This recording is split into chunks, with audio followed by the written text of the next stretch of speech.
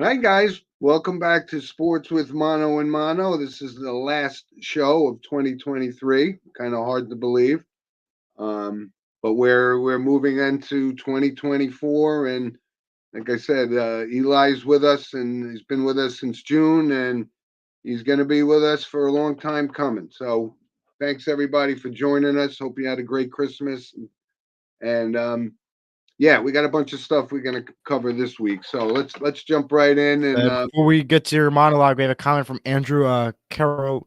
Andrew Uh, Carolyn. Yep. Good Carolyn, morning, yep. Good Andrew, and morning. happy New Year Happy to you New Year as too, my well. friend. Yep. All right, let's go to Jim for the monologue. All right. So I'm gonna start off with this because it's something that I think we kind of touched on right now is the college bowl scene. It's almost becoming almost obsolete. And the reason is I know a lot has to do with this transfer portal. A lot has to do with guys opting out now, which is something that we never really saw until I think kind of the first big name to opt out was Christian McCaffrey when he was at Stanford because he was going to the NFL. So it kind of changes and takes away from the luster of games like the Cotton Bowl and the Orange Bowl. Yes, we do have the final four teams still to go, but you can't get excited when you see your starting quarterbacks or your marquee players. Like perfect example, Ohio State, right? Kyle McCord transfers, and so he's been your quarterback all year. He's not playing. Marvin Harrison certainly going to the NFL, so he doesn't play, and they go down and they lose to Missouri, which on any given bowl day, things like that could happen. But when you're missing your two-star players, that's a recipe for disaster. So I would love to hear people's feedback because bowl games for me on New Year's Day and my brother Steve was everything, and we watched them all. There was just a great day for college football, and it always ended with the Orange Bowl and the Sugar Bowl at night. So it just doesn't have that same excitement that it once did. Maybe that will change now that they're going to be expanding the playoff format to 12 teams come next year.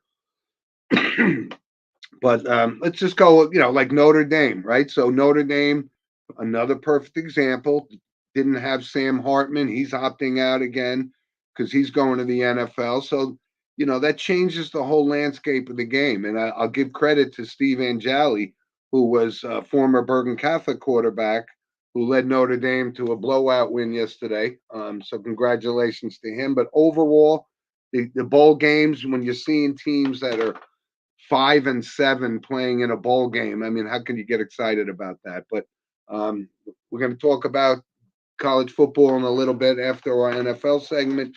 We'll get back to that, but I'd love to hear people's thoughts on that because the Yeah, opting out has really changed the landscape of the bowl season. yeah. I don't think that opting out is a great decision. You're in a bowl game, just play the game and call it a day. Regardless if you're playing in the NFL and you're entering the draft upcoming or what the deal is, just play it, have fun with it. In regards to bowl games, I enjoy it a lot. I enjoy watching it. I think it's good that they separate it out for like each day, so then you get to have a feel like, oh well, I didn't hear about this team a lot. Let's learn about it. Let's watch about it. Now, I don't say it's the best decision in the world because there are a lot of weekday games we don't really want to see. Obviously when it's always on the one Saturday game, everything's perfect. Obviously with Yep. the New Year's decision, I think it's a good idea, but I think it takes away from the marquee games, and I think that's the whole reason why we're pushing it back. And it's all about the viewership, and I think that's the Yeah. reason why now it's only less and less games, and now it's only like 5 games, I believe, on Monday. So that is Yeah. and that's important, I think, and that's what these guys feel. And trust me, there's Yep. still plenty more bowl games to come. We have 4 today, one on Barstool, which is not on ESPN for once, and the rest are on ESPN and ABC on Monday. So that's just something to Yeah. look out for. Great Yep. games to come, and they're a great tournament and great way to have fun. Well, listen. Let's. Why don't we stick with college football just for a minute, and we'll get into our NFL while Yeah, we're on this topic. So, couple of notable bowl wins. Right, was Rutgers beat Miami, Rice, right? That was huge. and Eli and I were just talking about that before the show. Miami is 1-11 in their last 12 bowl games. Can you Yeah, believe that? I can't believe it. really. But that was a big win for Rutgers, which got them their first above 500 season in quite a while. Yeah. So And that shout was out good to for them. the crew at ESPN and Drew Carter, who was calling the game. When he ended the game and the Rutgers won, he goes, "The Scarlet Knights win," as the Yankees announcer does at the end of every Yankees win. So that was a great job by Drew Carter and the ESPN group for doing that. That was a good touch since it Yeah, was at Yankee Stadium. yeah, that was the Bad Boy Mowers. No, not Bad Boy Mowers. What, Yeah, it Big was Boy bad boy, Mowers or something? Huh? something like that. Yeah, Yeah. it's like, So that was, that was notable for the New Jersey folks. yeah, we don't really get a win here, so it's good to see something good. Right, but there's one other interesting game before we get into making our picks for the two The two games, big games, right? The Orange Bowl is still an interesting game. You have Florida State right? playing Georgia, right? So It's a good you game. look on paper, right? They lost Daniels, not Daniels. Who's Florida State? Travis. Oh, I always get these two All right, mixed up, I'll get it. Hold on, Florida State, right? Travis. Something. Um, so I don't know. That doesn't really have any overall implications because you would Jordan be Travis. yeah, Travis, Jordan Travis, right? Yeah. Yeah. So he's not playing. So you would think on paper that they don't stand a chance against Georgia, and all likelihood they probably won't. But you saw when Caleb Williams opted out in USC, this kid came off the bench and threw 6 touchdown passes. So Right. that's kind of the upside of the bowl season. Like I said, the Notre Dame quarterback came up big in their win yesterday, right? But of all of the games, of course, right? We got the two big games, right? We got Sugar in the Rose. the Sugar and the Rose. So let's start with the first game, Alabama, Michigan, Yep. right? 5 o'clock ESPN. Pat McAfee alternate field pass broadcast available on ESPN2. Yep. So this has been, like I said, I've been contemplating who I'm going to pick in these two games because you got top quality teams, right? Absolutely. Regardless of whether or not your position is Florida State And got whether got if you believe know, they should be there or not, based on what right. the committee voted. So Alabama, Michigan, and I've been, like I said, my passion for Nick Saban and Alabama, and I've kind of been underestimating Michigan most of the season, but this kid McCarthy has really shown me something. So I'm going to be surprisingly. I'm not a Jim Harbaugh fan, but I rarely go against Nick Saban. But I think this time around that Michigan can step up and win. They got a great offensive line. McCarthy's been playing great. They got a good running game. But this is very unusual. This is the first time I think these guys have met, and I don't know, Forever. not ever, but probably in quite some time. But I'm going to go with Michigan in this game, and that goes against my better judgment. But I see they seem to have it all together. So that's my pick for Yeah, that game. What do you like in the game, Eli?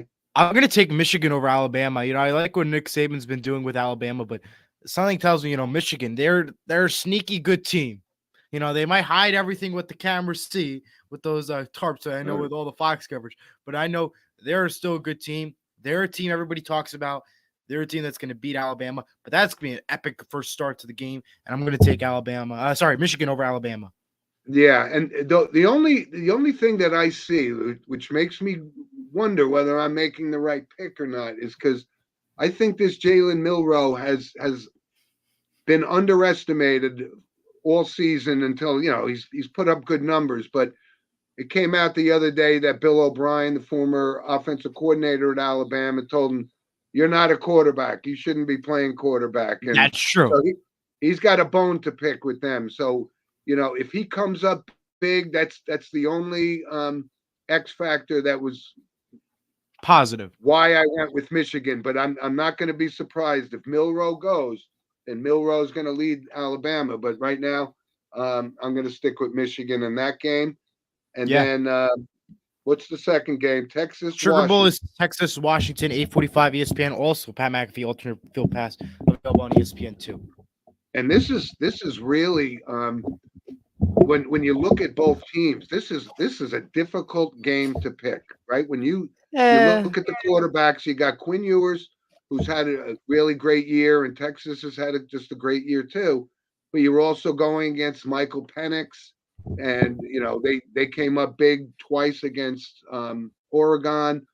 So this is difficult, but I'm actually going to take Texas over Washington because wow. I know it does. It sounds like that's an upset in the making. I don't see it as that. I don't even know. Like I said, I don't do point spreads or any of that. But No, this is a very good matchup and a very tough game to pick. But I'm going to go with the Texas Longhorns in this game. I'm going to take Washington over Texas right from the start when they won on the game-winning field goal just a few weeks ago versus Okay. Oregon. I knew from the start Washington was going to go far, and this is the moment, this is the year for them. So I am taking Washington over Texas, and don't be surprised if they do go far in the playoffs and into I the know. championship. Yeah, I know a lot of people could be surprised by my pick, so I'm sticking with them. All right, no problem. No, Now I got a Michigan. question for everybody. What is your favorite bowl game that has happened? Now I don't mean about the football concept, but like the theme of it. Like, what was your favorite one of it? Like, I thought the one this year I thought was pretty unique was the whole Pop Tart Bowl. Like, I don't eat Pop Tarts, but I thought the mascot memes were hilarious. It coming out of a toaster and becoming a edible mascot was hilarious. That was a Yeah. pretty good, interesting bowl. Well, Let the other the one was another interesting with this mayonnaise bowl or some yeah mayo crazy bowl. thing. Yeah. Yeah. Yeah. Yeah. So I don't feel think free I to. want. I don't think I want 10 gallons of mayonnaise dumped on my head though. But if Yeah, I won no, the not me ball game, either. I guess I No, could live thank with you. it. Yeah, no. Yeah. Yeah. So let us know your thoughts. What is your favorite bowl game, and who is your picks for these games? Alabama or Michigan, and Texas or Washington? Let us know in the chats. We'd love to hear your thoughts, or leave us a comment, or send the email to the Sports with Mono Gmail account. All right. So we're gonna have to revisit this in 2024 because so we'll Yes. see. Eli's going with Michigan and Washington, and I'm going with Michigan and Texas. So Yeah. enjoy the games. Like I said, the pomp and circumstance. I've been watching like the Rose Bowl and the Sugar Bowl for many years. I remember some vividly the Sugar Bowl with Alabama, Penn State back in the late '70s, and um, you asked me some of my great memories. I mean, I remember watching. The Rose Bowl was always, they called it the granddaddy of them all kind of thing. Yeah. And it was always the Pac 10 versus the Big 10, which is now Pac 12, whatever, Big 12. It's It crazy. changes every year, pretty much, basically. But we've seen great players come out of this format of college football. And there was no opting out back then. It was great. So that's why my monologue was kind of, Geared we towards that. lose a little bit of that luster over course of time. So, Absolutely. but anyway, enjoy the game, folks. Love to hear some comments and send us an email, of course, at sportswithmonoandmono@gmail.com. And all right, Eli, let's jump right into the big boys league, the Yes, National the Big Football Boys League, League. right? We got drama. Yeah, we do. Playoff picture is starting to unfold, and it's still far from Complete. settled, right? Like Yeah. last year, we were at a point where at this time we were just waiting for one or two teams. This year, we're waiting for practically the entire AFC to load up and three teams to go in the NFC, and the board is still full. That is the Yep. sad part, and it's still anybody's game. And there's still a few divisional matchups happening this weekend, which is gonna be huge. Yeah. So we got, like I said, it's very unsettled right now. So there's only two games left. So let's take a look at the AFC first. And Yes, we'll start with the AFC. it's starting to look like Baltimore is kind of at the top of the food Right, chain in the AFC. right. I But look believe if what's they going win, on. I mean, let's just see other teams that are approaching. If you told me 6 weeks ago that the Cleveland Browns would be potentially, depending on what happens the last 2 weeks of the season, could be the number one seed in the AFC, I would have laughed in your face. I And then, agree. and right, and now this guy Joe Flacco gets pulled off the couch, comes in, and he's playing like a Hall of Famer for the past 5 weeks. Um, so I don't know how this is going to play out. I Now, think the Flacco bubble is going to burst at some point. but we'll Right. see. So now to give you some altercation for those watching, if the Ravens do win this weekend, they will more than likely get the number one seed. That will be locked and loaded because Miami would drop to 11-5. Ravens would go to 13-3. Even if the Browns win next week, that's not enough to win the division nor on top. However, if the Ravens lose, the Browns still have a chance technically They because do. if they win this week and the Ravens lose next week, it changes everything. Now, Well, I'm not listen, saying I mean, to trust Joe Flacco as the quarterback heading into the playoffs. Yes, he's good.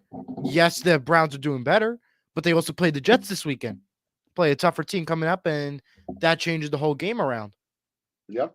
And who are we not even talking about, which is unusual when we're talking about the AFC, and that's the Kansas Patrick City Chiefs. Mahomes and the Chiefs. Exactly right. Yes. And that's happening right before our eyes. I mean, I know they're struggling, but it's still Patrick Mahomes. So I mean, somebody's going to have to beat them at some point. But you have teams like the Raiders, believe it or not, at 7-8, are still hanging They're around still in it. potentially.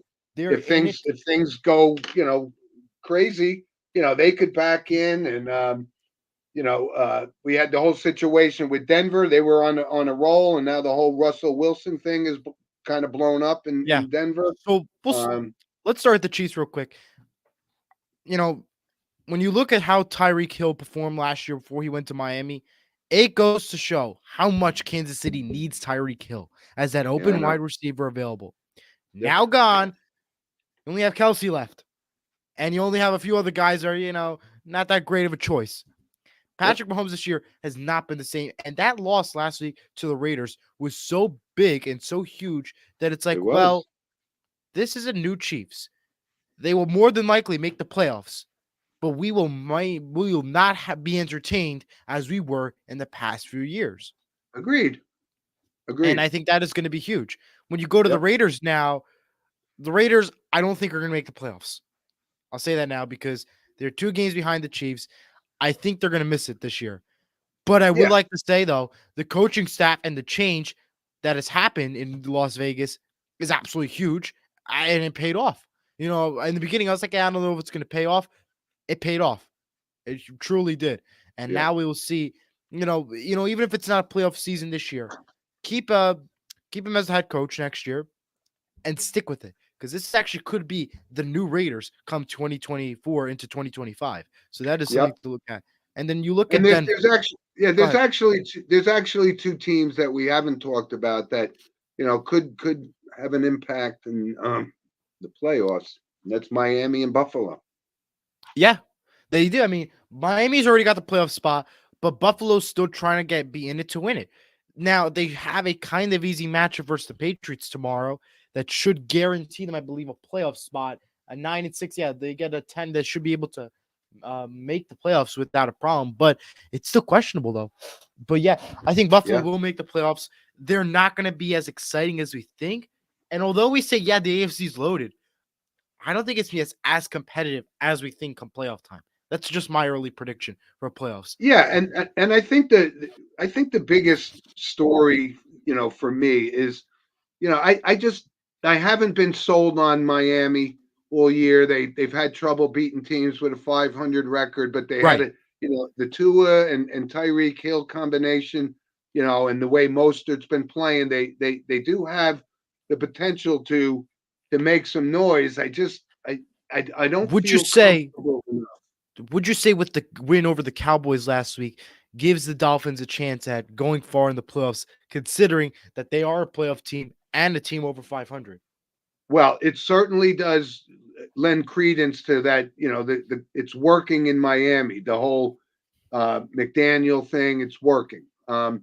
But yes, that was a big win. If I, I Yes. I was thinking if they couldn't beat Dallas, they're not going anywhere in the playoffs. So it gives a little bit of glimmer of hope for Dolphins fans.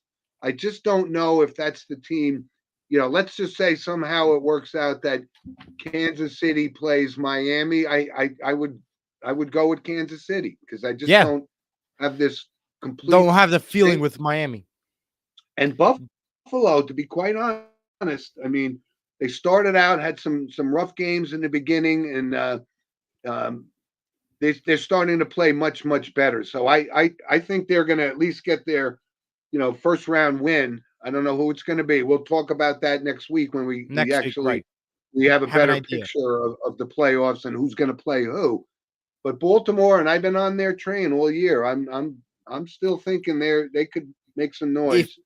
And I believe with the win last week that Baltimore had over San Francisco, that was huge. Now, the 2 points given up in the first quarter for the safety, blame on the ref, folks, because that was bad. How do you trip on your own self and to give the 49ers safety? I thought that was a crazy moment there. Yeah, I know a lot of it people was not happy about that with 2-0 right. as the start of the game.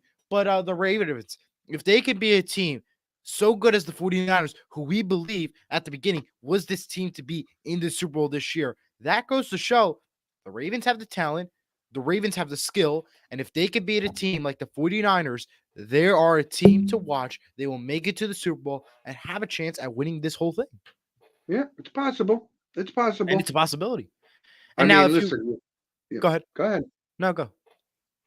Well, I just don't know that I would put my chips on Lamar Jackson. He hasn't shown me to be the big game That's guy true. that can get you there.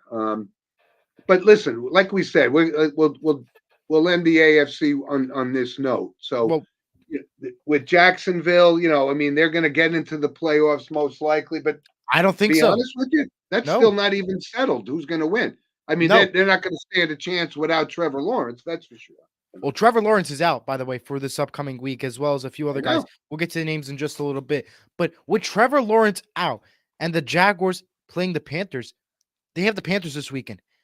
The Panthers have played pretty good these past few games. Not saying that They they have. they didn't win the games, but they kept it Yep. close. Last week with Green Bay, they kept it by 3. And I had, it's not one of our games to pick this week, but on my show, the 1200 podcast, I picked the Panthers to upset the Jaguars this weekend. I think that the Jaguars are not contenders yet. Why do I Well, think so? certainly they don't stand a chance without Trevor Lawrence. I No, mean, they don't stand a chance. and you look And at keep in you look mind, at the competition. Look at the competition in right? that I was division. just You going to still mention that. have the Texans hanging around.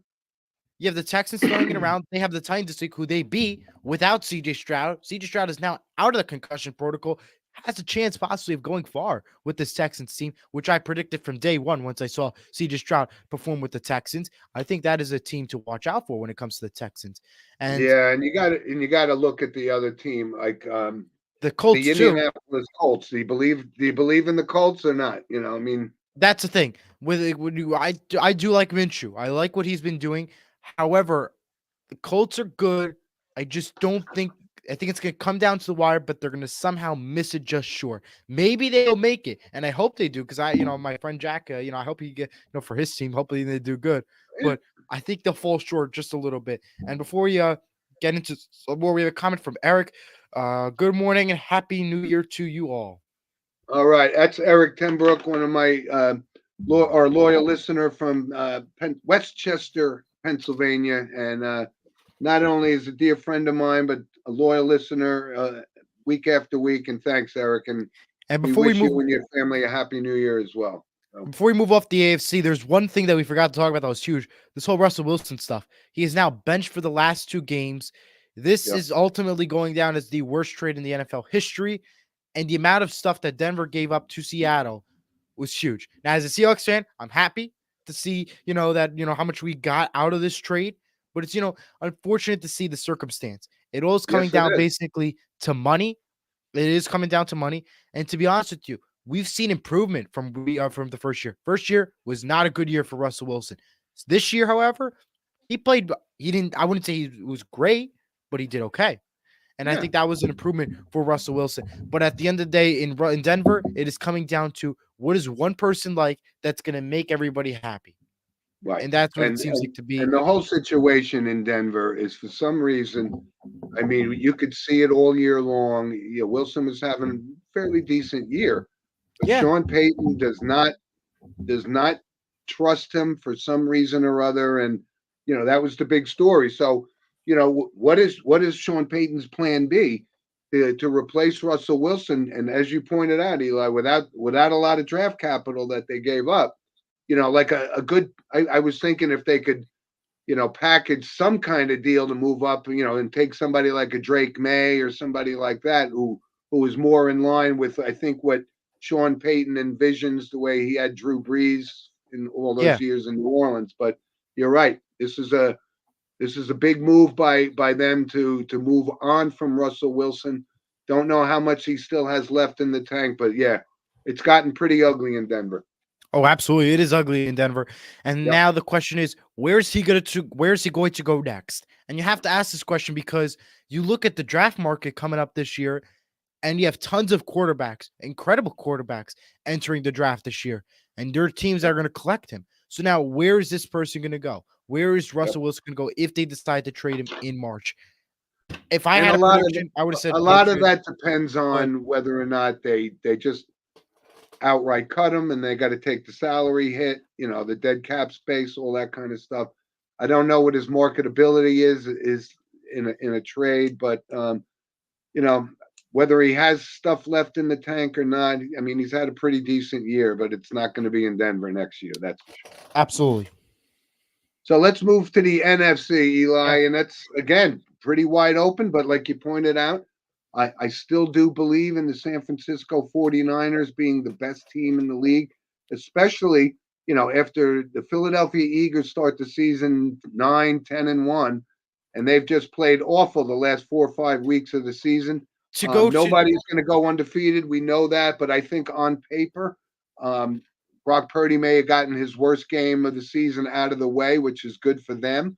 Christian McCaffrey, I think, is the leading candidate for MVP. absolutely. There is no question. And so, I mean, we know what's going on there. So Philadelphia ran away with the division. There's been, And to go with and Dallas is still in the mix. Yeah, let's go with those three teams for a second. I'll start with San Francisco. Big loss last week versus the Ravens. It was a Yeah, good loss when I spoke to a few 49ers fans. They said it was a good loss and that we needed that. To say that, okay, yeah, we're humble. Yeah, we'll lose some games.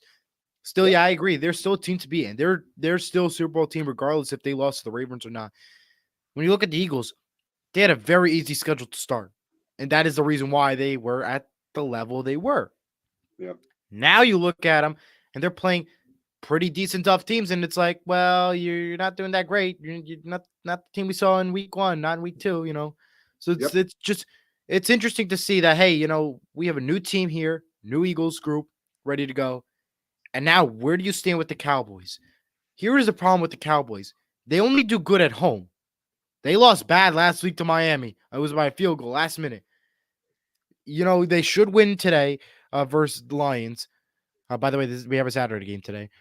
For those interested. We do, we do. Yes. So, well, yeah, that's what I say. You have the Lions team where it's like, yeah, you could still win today. The Lions are good team, but the Cowboys love to win at home. They cannot win away, and that is Yeah, a struggle. And the problem is with the Eagles, they have a very easy schedule. They have the Commanders. No, they have and the the Giants. Cardinals this week, and then the Eagles have the Giants next week. Yep. Easy schedule. They will more than likely win the division. Dallas would play the road game, which would eliminate Dallas immediately in my Hmm. book because Dallas can't win an away game. They can only win home, and without the division win, that's not going to help them. Yeah, that's a good take on it because they are almost unstoppable at home, but I don't even know how many they're gonna have to go on the road Yeah. um, to win. So that's and then the other question of the other team you brought up, and you went right over it by saying they should easily beat Detroit tonight, but is Detroit for real? Can we count on Jared Goff? I No, mean, I don't know. I mean, I'm he gonna could go. go either way. I'm gonna go ahead and say no on this statement because, well, number one, they have Dallas Sunday at home. Dallas has that. That's the first thing. Number two, we never saw Detroit in the playoffs. They have no playoff. They don't really have playoff experience. None. So going into the playoffs is gonna be tough. And at the moment, they have the 3 seed. So now the question is, they will more than likely either stay at 3 or 4. 3 seed you'll have either the Rams or Seattle if those are the two teams that get 6 and 7. That's not exactly easy because the Rams and Seattle are pretty good teams, They're as playing well well. as anybody else that's in the hunt. You got to keep in mind, you still have the Rams, Seattle, Buccaneers, and we still have the player teams in the hut still. We have the Vikings, Packers, Saints, Falcons, all these teams still open. Yep. So in regards to the Lions, I don't think that they will go far in the playoffs. Maybe they could win the first round game. Don't see them going to like the conference or the Super Bowl. Maybe they'll get lucky with the first round win. But I do not trust the Lions being for real. I think that's one of those teams where it's like, yeah, let's just hype them up real quick. When it comes time for playoffs, it's like, oh, hold on 1 second. New team here, new But you gotta players. give Dan Campbell some credit though Absolutely, though. for bringing this guy. He really is a motivating coach for a team that has, just been abysmal for 20 years. So, Yeah. I think that could be an X factor. I'm not ruling them out beating Dallas tonight because I don't know. Um, this isn't going to be the easiest home game for Dallas. So It's not the easiest home game for Dallas, but it should be a good win. And you're also honoring, by the way, Jimmy Johnson tonight, which is of course a legend in into the Ring of Honor for Dallas. So long that's a overdue. Long long overdue. overdue, exactly. So that is Yep. a great note there. But that's not the only team that we just look out for. We also have 3 quarterback changes in the NFC as well. We have to also look at too. You have the Giants going from the Cutlet Tommy DeVito to Tyrod Taylor. Commanders going from Sam Howell to Jacob Brissett. And the Vikings from Well, Nick Mullins to Jaron Holland. It's Jaron Hall, sorry. yeah, But yeah, yeah. you have So changes all around. It's when we look at the teams that are still fighting, I mean these are teams that are no not even at 500. The Vikings and the the Vikings, Saints, they're Packers, still in Saints. the mix and No. so forth. But Well, the Saints are still in the because the Buccaneers have to win. The Buccaneers need to, right. and then that secures the spot there. Saints should be gone from there.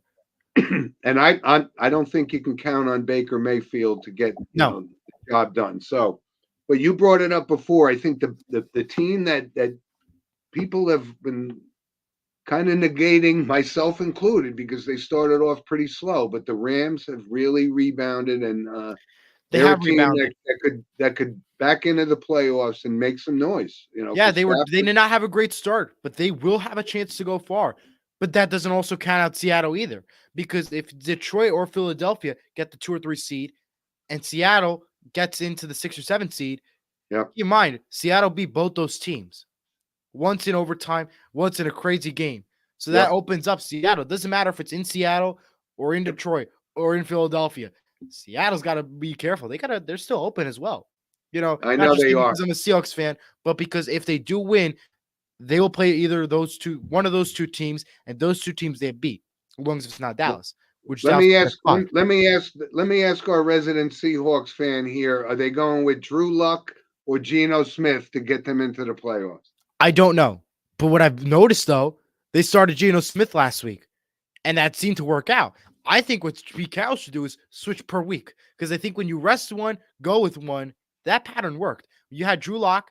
I think it was a great decision for not starting Drew Lock versus last week versus the Titans, Okay, and I okay. think it helped. It paid off. So I think by going with Geno Smith last week was good. This week, I'd say go with Drew Lock to start, then go to Geno for Week 18 to secure the money, to secure the deal. Well, That's I what I think say. going into the playoffs, you have to establish who your leader is going to be. So they The gotta they thing gotta is, pick it one way or the the other. thing is with Seattle is you have one week one quarterback does good, the next week the other quarterback does better and has a horrible week. It's just a wishy-washy situation you have to Yeah. look at. Well, all right. So listen, we covered this. We're gonna have the conversation next week, which could be completely different because depending on what happens this week. Yes. And I want to just bring up 3 thoughts real quick before we go to the picks. Bears are signing kicker, re-signing Cario Santos, the kicker, for a 4-year contract, $16 million. Mhm. And also NBA lost to the NFL in viewership on Christmas Day by over 20 million. NFL won. The most views went to the Raiders Chiefs game. And finally, lots of players out this Sunday, including top ones Trevor Lawrence, Zach Moss, Darius Slay, and Jalen Waddle, all out this weekend. So that is some crucial players to keep in mind about when playing, in the fantasy championship this weekend. If you're in it, I'm out. Yep. Or if you're a fan of one of these teams. So yeah, that's just something to keep in mind about. All right, and before we get to our picks, you know how I always love to see the Hall of Fame list, so that we got the finalists, right? Julius Peppers, Yes. Antonio Gates. I think those guys are absolutely absolutely going to get in. Is Julius Peppers Bruce Smith or Reggie White? No. No, but he's pretty close. So I think he goes in. And there's a couple other ones that should be on the fence. And I hope they do get in because you had two of them were Colts, right? Was Dwight Freeney and Reggie Wayne. And Dwight Freeney was one of the most underrated defensive players for 10 years. And I believe he deserves to go to the Hall of Fame. And Reggie Wayne had a great career. I believe he does too. And there's one other pick. He did make the finalists. That's Rodney Harrison, right? Started out his career Right. with San Diego, won a couple of titles with Belichick. And Belichick came out yesterday and said he belongs in the Hall of Fame, which, that's pretty good for me. I'll take Rodney Harrison. But I think the surefire locks are Gates and Peppers and the other guys. I don't know why Freeney's, he's been retired for, this isn't his first time on the ballot. I'm not sure what people didn't see in him, but Right. he was a great player. He was a great player. Absolutely. So let's do our picks, Eli. We were both 2-1 last week. This week we got some tough games. We got to pick here, right? So I'm gonna start off with first game Detroit versus Dallas, and like I said, I think both you and I are taking Dallas, but I'm not going to be shocked if Detroit wins the game. But you got to pick one or the other. So I will taking be. Dallas. I'll be shocked because Dallas never has wins at lost, home. never lost at home, so they always win at home. So I will absolutely be shocked. And then I will say, yes, Detroit has a shot. Yes, they will go far if they can do so. Right. So I know you're going with Dallas in that. So, so the second game, and this is a very good game, Miami and Baltimore, and this is where I want to see, how Tua and Miami can stack up against, Lamar Jackson and a solid defense. So, I like I told you, I'm not a believer in this. I'm going to go with Baltimore to beat Miami in the second game. And the third game is Cincinnati, Kansas City. And we talked about this. Cincinnati has not been the same, obviously, without Joe Burrow, but they still have Patrick Mahomes. So I'm sticking with Kansas City. I think Patrick Mahomes is so committed to winning that, he's not going to let this one slip away. So Dallas, Baltimore, Kansas City for me. What says you? We do or die together. That's the message. I'm taking the Cowboys to win 33-21. Cowboys have not lost at home yet this season. The Lions are good, but the Cowboys are even better when playing home. Okay. When you have the Ravens, Ravens versus Miami, Miami's a really good team, but Baltimore's even better. And that proved something last week versus San Francisco, and especially that they're home. Ben Fennell with Iron Eagle will be at the game as well, who we had on the show, one of our top viewers for the year. So I'm taking the Ravens 29-21. Finally, regardless if the Chiefs had a bad week last week, the Chiefs will do good this week. So I'm going to take the Chiefs to win 28-25 by a very close 3-point game. Reason why I say that here is because the Bengals could always put it up close because the Chiefs are not going to make it easy. But considering the loss that the Chiefs had last week, this is their payback time and say, yep, we're winning this one. Yep, we'll take the ticket. We'll punch it in. And I think this is the time to do so. And now is the opportunity to. All right. So Eli and I are on the same page for the first time in quite a while. Yes, we do or die together.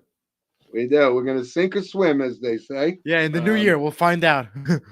Right. But those are the games we got our we differ on one game in the college playoffs. So we'll see about that.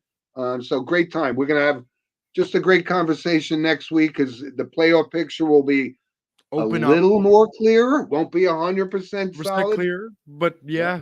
And then we'll have the whole college football. We'll have a true answer of how we thought the games went yesterday on Monday. Yep. Coming up. Yep. And listen, let's just jump into Major League Baseball real quick because this is free agent signing, right? The big surprise, maybe not a surprise, but the fact that the Dodgers got Yamamoto to go with Shohei Ohtani, not a surprise. That's big news. I kind of thought it might have been the Yankees, but what Ohtani wants, he gets. He does. Absolutely. So and that's what you need to do after spending so much money for him. Yeah. And listen, couple other notables. Andrelton Simmons, who was a four-time Gold Glove winner, two times with Atlanta, two times with the Dodgers shortstop. He retires. Um, Red Sox signed Lucas Giolito to a $38 million 2-year deal. So they're trying to get back in the game. And the Yankees, one of the players that I liked, and I don't know why people didn't give him credit for what he did for the Yankees. He was very, from a utility perspective, was kind of Falefa. And, he actually signed, because they got Verdugo, they made some changes. So I guess there wasn't room for him. But I liked his tenure with the Yankees. Yeah. I liked his versatility. And he goes to an in division rival, the Toronto Blue Jays. So that Yeah. was a big deal. So anyway, those are just some notes. We're going to see more signings and so forth going forward, but just wanted to touch on that. We'll skip the NBA Yep. and for this week because it's just in season games, basically meaningless. Hmm.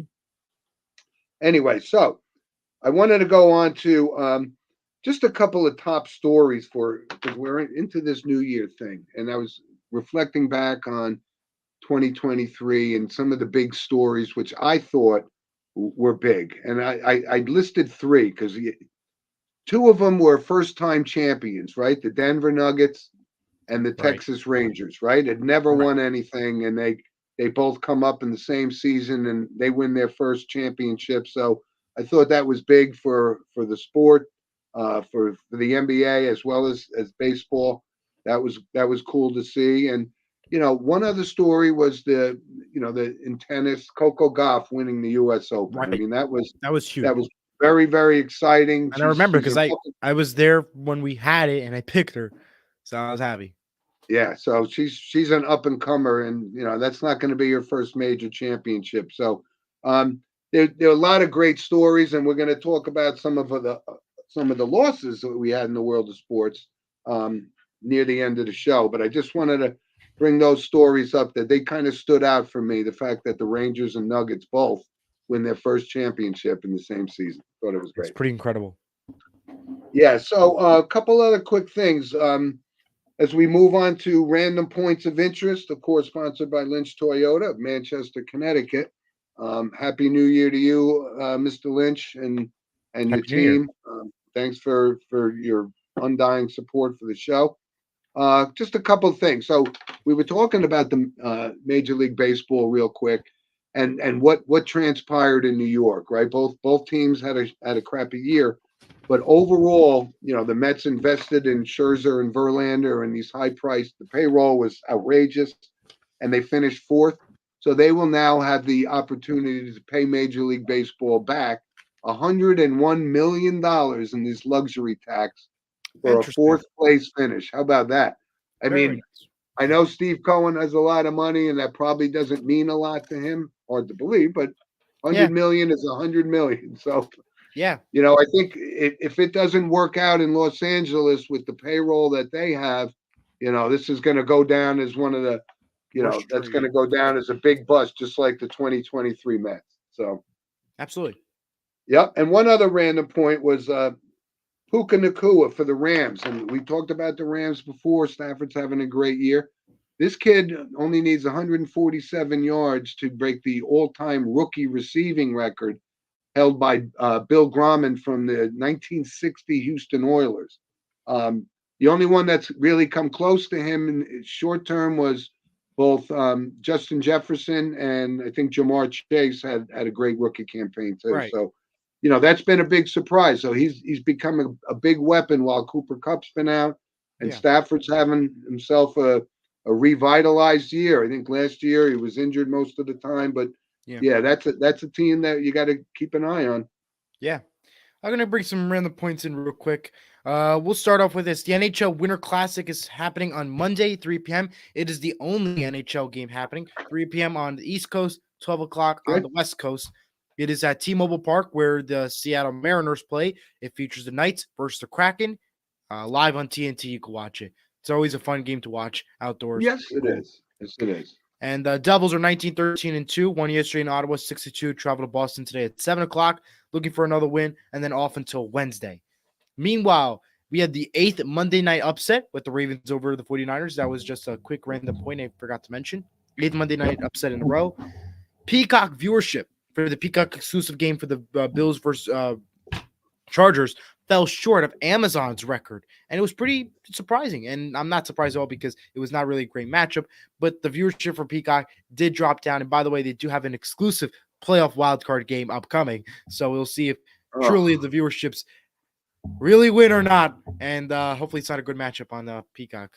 This drives me nuts because I am resisting paying for football games, so I didn't even watch the Peacock game. And now that you tell me there's a playoff game on Peacock, that drives me even more crazy. 2 of them on NBC, one of them exclusively on Peacock. Oh, so yes, finally, the NBA announced that the Knicks-Pistons game upcoming for February 26th has been relocated from Detroit to New York, Madison Square Garden. So get your tickets if you want to see the losing streak Pistons.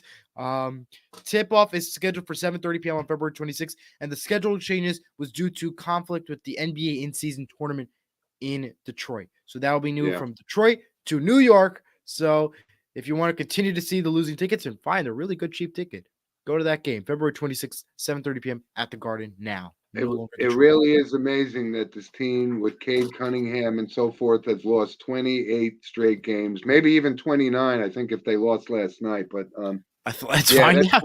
I think they did lose last night. They might have, because it would have been all over that they won.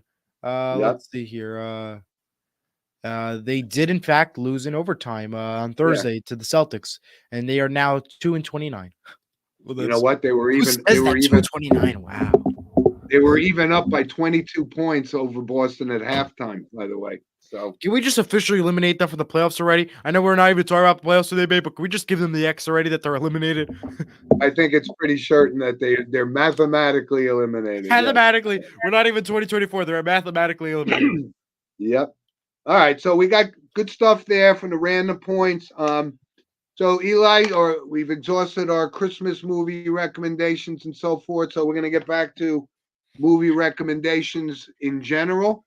Yes. And for me, and those who know me, it starts and ends the discussion with Godfather 1 and Godfather 2, period. And then there's everything else, and we'll bring them up as we go. So, Eli, if I were to ask you, what's Eli Weintraub's favorite movie of all time, what would it be? I've always loved Transportation. My favorite movie of all time, Unstoppable with Denzel Washington and Chris Pine. I love that movie. It's a true story.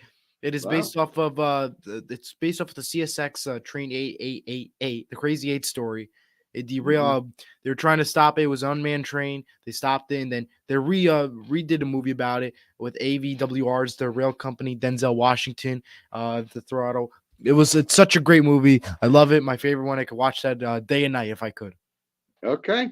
Actually, I've never seen it, but I bet you've never seen Godfather 1 or 2 either, right? No, I've seen Godfather 1 and 2. So yes. Okay. Yeah, Unstoppable. Yeah, watch Unstoppable. I think it's a great movie. It's a real good story. It's a true story too. Yeah, but you still have homework to do because you haven't seen Rudy yet. Yes, I know. Yeah. Okay. But we have St. Mary. I was at St. Mary's all this week, so okay. Covering the Jackson tournament. Congratulations, St. Mary's, by the way, winning Jackson's tournament. Okay, so like I said, let's do our photos of the week. Like I said, it was a great holiday. I got to spend with our families, and that's what it's all about. So one moment, I will get yours. Yep. Hold on, and here we go. Here's yours. There's mine with my 2 daughters. Like I said, I couldn't be more proud of them. So that's a great picture, and I think we have one from Elijah. It represents our Christmas tree. Our Christmas tree from the holiday season at our home. Wow, that's a nice tree. Very nice. All right. So, hope everybody enjoyed their Christmas. Yes, we hope, and Happy New Year to everybody, as we still have one more segment to go to. Yep. So let's jump right into the notable segment, notable passing segments. And from the world of sports, I just saw this morning, was Joey Meyer, who was the head coach at DePaul basketball for 17 years. He actually took over for his father, Ray Meyer. It blew me away to see that Joey Meyer was 74. So that makes time have slipped away, because I remember his father being the coach, and but he had some good. He was a good coach. Had some good teams. Had like guys like Mark Aguirre. I think may have been one of those players. Was it Mark Aguirre? I think so. Anyway, but Joey Meyer was 74 and a good head coach in college basketball.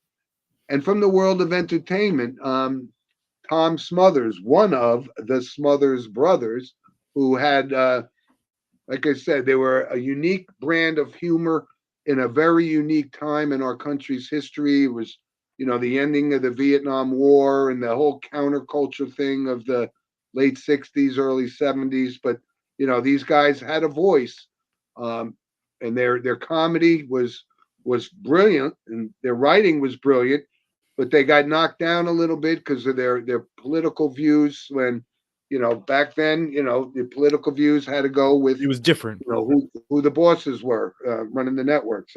He was 86 years old. And it's funny because I just saw a piece on CBS Sunday Morning on the Smothers Brothers like a month ago. So that's notable. And Eli, just to recap from our notable passings, just a few handful of people that we lost this past year from the world of sports. And, one was Bill Russell and Willis Reed, Vita Blue. I put down some other guys, Bobby Hull, Brooks Robinson, Bud Grant, Dick Butkus, Jim Brown. And, maybe the most popular of all of those players could have been Pele. This is his 1 year Oh, absolutely. anniversary. Yeah. So we every year, right? We mentioned probably every single one of those guys in our notable passings. I just wanted to remind people, that we lost some great people in the world of sports, which we Yeah. do every year. And entertainment too. One of the biggest ones is Bob Barker for me. Price is Right. Yeah, As a game show lover, I love game shows, and yeah, and we absolutely. like I said, from the world of entertainment, we see stuff, Betty White and all these kind of things. We All we these. bring these guys up because they had an impact on the culture and the things that Yeah, society brings us. But obviously, the world of sports lost many, many big names huge and name. influential players in their sport. So, wanted to give a shout out to them. So, listen, um, wow, we covered a lot of stuff We covered here a in lot a in really 52 short minutes. time, Incredible. right? So next week will be no different. We'll have just as much material to talk about, and like I said, we'd love for you to send comments and on the YouTube and Facebook uh, Wherever you're watching. programs, and send us an email at sportswithmano@email.com. And I just wanted to wish all of our loyal listeners a very happy and prosperous Happy and New safe Year. 2024. And Eli, Absolutely. that goes to you and the Yes. Weintraub clan. And Yes. And for all like I years, said, I had an Happy New Year. opportunity to meet your dad, a few weeks back, and it was great. So I feel, that you guys are more and more part of this family of the Yes.